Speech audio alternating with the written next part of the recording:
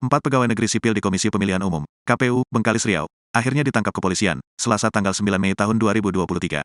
Para abdi negara itu terlibat kasus korupsi dana hibah untuk pemilihan bupati dan wakil bupati sebesar 4,5 miliar rupiah. Di hadapan polisi, para pelaku mengaku memakai uang hasil korupsi untuk foya-foya. Mereka itu adalah Puji Hartono Chandra Gunawan, Muhammad Soleh dan Hendra Rianda. Keempat pelaku mengelola dana hibah pemilihan bupati dan wakil bupati Bengkalis tahun 2020. Modus mereka menggasak uang negara adalah dengan melanggar prosedur dalam alokasi dana yang bersumber dari APBD Kabupaten Bengkalis sebesar 400 miliar rupiah. Modus pelaku adalah tidak mengikuti petunjuk dan teknis yang ditentukan, sehingga menimbulkan temuan dana yang tidak bisa dipertanggungjawabkan oleh tersangka. Kemudian, tidak melengkapi dan mempertanggungjawabkan sebagian keuangan, serta tidak menyetorkan pajak beberapa kegiatan belanja, jelas Kapolres Bengkalis AKBP Setio Bimo Anggoro melalui keterangan tertulis, Selasa. Atas tindakan para pelaku itu negara dirugikan sekitar 4,5 miliar rupiah. Saat melakukan tindak pidana korupsi itu, pelaku Puji Hartono diketahui sebagai kuasa pengguna anggaran, Chandra Gunawan selaku bendahara pengeluaran. Lalu Muhammad Soleh adalah pejabat penandatanganan surat perintah membayar, dan Hendra Rianda sebagai pejabat pembuat komitmen.